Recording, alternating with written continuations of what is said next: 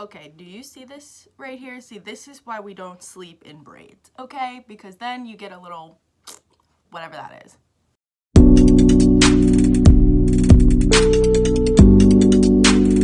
Good morning, friends. Welcome to, if you haven't been in here before, the girls' room. Just kidding. It's actually my dressing room / closet. This is where I spend a lot of my time, so this is clearly where I get my best ideas. I was actually feeling very inspired. I just did my skincare and I'm about to, start putting on my face for the day so I can look awake in the world, but I also just felt really inspired because it's 2022. It's a new year.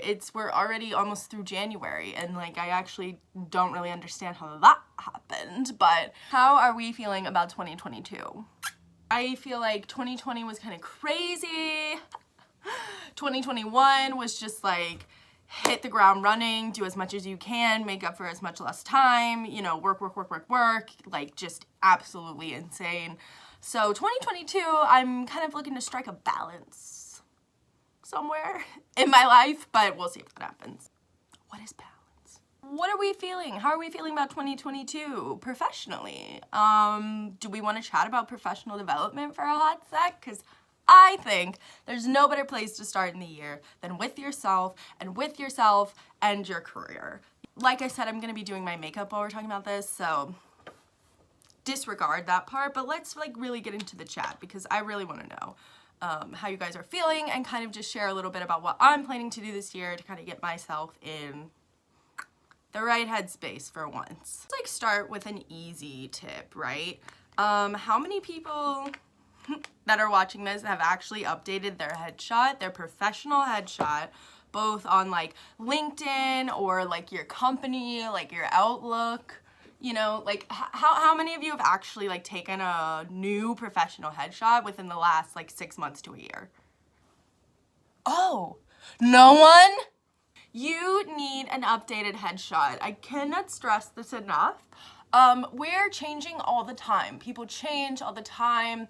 It's so nice to be able to put a face with a name, whether that's whether you're applying for a job and someone's going to be looking at your profile, or whether that's you are hiring for a job and it's going to be harder, just to put a face with a name. Having that sense of familiarity, making yourself seen, making yourself known, being very proud to put yourself out there and being proud to, show yourself as a professional. I think that is so important. A lot of the times, especially with the virtual world that we're in now, people are very, very comfortable with turning their camera off. They're comfortable with not being seen. They would rather be heard than seen. And I get it. It's totally a place of comfort, sure. But get out of it. Comfort doesn't create growth, okay? So take a new headshot, put your bomb-ass picture on the internet, and start, shouting from the rooftops that you are here, and that you are here to do your thing, and you're here to be seen. So I'm so annoying because, of course, right after I'm going to tell you to update your headshot, I'm going to ask you when's the last time you updated your resume, okay? I can guarantee you that there are some of you out there that either have a new job that you didn't have before, or you are still in the same job, maybe you got promoted, or maybe you left that job and took a new one, or maybe you started your own company and you're doing your own thing. Either way, I bet you guys have gone through some changes, and I also would put money and bet that you haven't reflected those changes in your professional resume, have you? No, you haven't, because you're still fine in your job and you're probably not looking, but that doesn't mean that you shouldn't be updating. Just because we're not going to be applying for a job right now, or just because that's not something on the radar, doesn't mean that your materials need to be outdated. Somebody could ask you for that tomorrow. Somebody could ask you for that in an hour just because they want to see it, And if you don't have that updated and ready to go, you're going to feel bad, you're going to waste time, you're going to try and do it then, you're going to half do it, and then you're going to go too fast. It's not going to be good. So start thinking about updating your resume. Start thinking about putting those new skills or new projects, new endeavors, whatever it is that you're doing differently now than you did in the last 2 years, update that in your resume. You never know who can ask for this kind of stuff, and you never know when you're going to want to look at it again. I just looked at my resume from years ago, and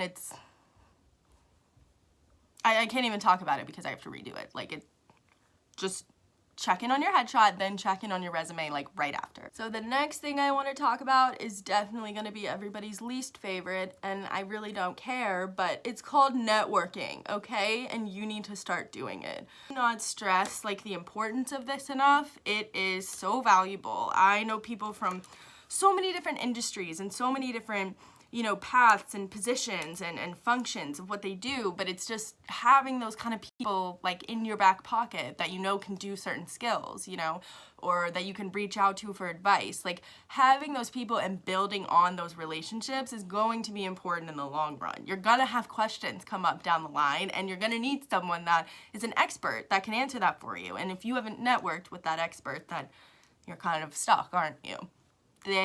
My college was incredibly intense on practicing networking. I think I started to hate it because I was forced to do it so much, but I gotta tell you, it was the best practice I ever could have done, because I'm not afraid to talk to anyone. I'm not afraid to go out there and just kind of put it all on the line, tell you what we're doing, tell you what we're about, like get a meeting on the books, whatever it needs to be. People can be very scared, and it can be very intimidating to talk to people that you don't know, especially on a topic that you're not as familiar with, of course. Like no one wants to comfortably go out there and start doing that. But until you put yourself out there and start doing that, then you're not going to get the results that you want to see. You're not going to be, networking and meeting the right people. Like you have to do the work. The work is not going to do itself for you. And that's especially true in networking. Like as much as you don't want to be out there doing it, I guarantee you the other people at that event also don't want to be there doing it, but everybody needs something. So figure it out.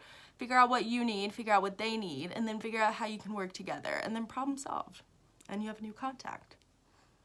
I also think there's a lot of value in networking within your own company, right? I think a lot of people forget about internal networking, but there are so many teams that you probably don't work with on a day-to-day basis, and maybe your team doesn't come in contact with, everyone, and that's where you can start filling the gap. People are so afraid to connect now, and they're so hesitant to reach out and just connect with someone and just ask the question and be seen as someone that doesn't know it. Like, that is the point. That is learning. Being able to stay there and say, hey, I don't know what I'm doing because I don't work on this, and I want to connect with you because you are the expert in this. How can we work better together, and how can you help me better my work? Growth. That's growth. That's healthy growth. That's showing initiative. That's being a team player. That's thinking outside the box. That's finding creative solutions. That is doing so many good things for not only you and your analytical thinking process, but I'm going to guess for your company as well. You want people that are going to think through multiple different facets and multiple different, scenarios, and networking is something that can really help you start thinking about those multiple scenarios a little bit quicker. So just suck it up and network. Just suck it up and network. For this next one, I really need all of my young people to listen up, okay? Because let's talk about imposter syndrome, shall we? Yeah, it's crazy. I'm definitely feeling the effects, It's really hard to be a young professional entering these entry-level jobs that have such high expectations of experience and skill set and attitude and whatever else it might be. And as a young person, it's really hard. It's hard to land those first jobs. It's really hard to land that first role that's going to get you somewhere because of all of these really high expectations that are coming with them. And when you get in that role, and you're like, hey, I was good enough to get this role, I'm good enough to stay in this role, that's awesome. But now you're working with all of these people that are probably like, 5 to 8 years your senior, and it can be really crazy. It can be really crazy on your brain because here you are with all these people that have all of the answers, or so it seems, okay? No one really has all the answers. Let's mark that. It seems like they have all the answers, they're asking the right questions, or they know, what is the extra information that we're gonna need here, and it can feel so so heavy on the imposter syndrome because you're just like, why am I here? You're like, how can I do this? Why am I the one that has this job? Why am I the one that is doing this, and how am I doing this, and how am I even good enough to do this? How am I still doing this? Why? Like, it's a really interesting place to be.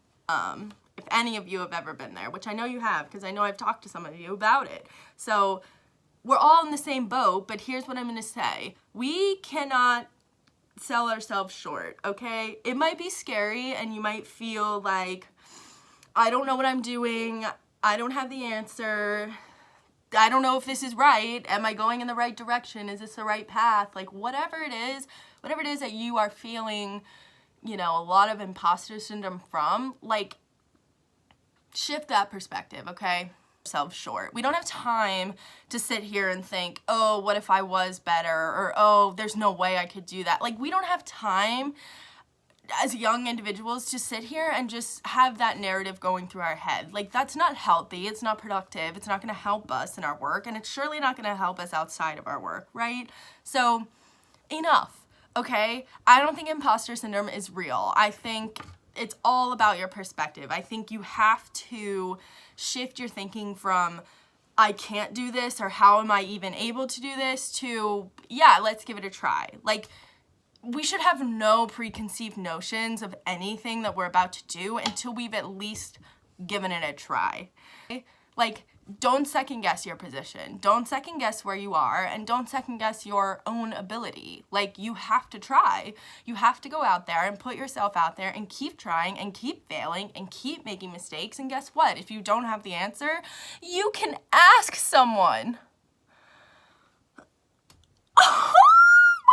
Have we ever heard of asking for help? I am the worst at practicing what I am preaching to you right now, because I know that it's hard to ask for help, but you have to just, like, get over your pride and ask someone. Like, you have to just say, I don't know what I'm doing. I don't know this answer. I don't know XYZ. Can you share more information on this? Like, ask. You have not because you ask not. Period. Like, ask for the help and you'll receive the help. And then you'll be able to figure it out and do what you need to do. It's like people just want to control things, or they have so much pride, or they just, like, whatever it is with you that's keeping you from, like, letting anyone else in to help you. Just drop the walls, drop the ego, get the help, finish the task. Like, it doesn't work otherwise. Another one, this is for my young people that are, you know, aspiring leaders, or you've always kind of had that leadership element to you, and now let's say you are in a new role at an entry level, and you are, you know, you are now the sheep, okay? You're learning, and you have to figure it out. So how do we work through that kind of stress? Well, leaders aren't built in a day, okay? Like, you could be a leader your whole life and have had plenty of leadership opportunities, but you're always going to start a new role, and you're always going to be the new person. Like, that's never going to change. So different everywhere. I don't understand why a position would have to define how you can lead a team. Like, I don't think that leadership falls solely on the leaders of the team. I really don't. I think it takes everyone to be a leader, and I think it takes everyone to want to do the right thing and have that integrity value of wanting to, you know, push through and make sure that things are getting done and getting done right, and that people are also well during the whole process of it. Like, it's checking in with people. It's making sure that your team as a unit is functioning and well and healthy and moving, and just all of the facets of a team. Like, you don't have to be the leader of the team to think about the team. Leadership isn't about being in charge. Leadership is about setting an example for others to follow that, you know, follows the guides and the processes of the company and the overall goal of the team, etc. Like, leadership is not being the boss. And if you think that leadership is being the boss, well then we have two different, we're not talking about the same kind of leadership. So I just want to, like, reiterate here that in most places that you're going to work, ever, probably, unless it's like your own company, but even then, like, you are always going to be a part of a team. People are not a team player now, figure it out, because that is the most important thing I think you could be in any job, okay? Like, yes, everyone on a team has an individual job to do, right? Like, I do one job, another person on my team is in charge of another thing. Like, everyone has their lane, and I get it.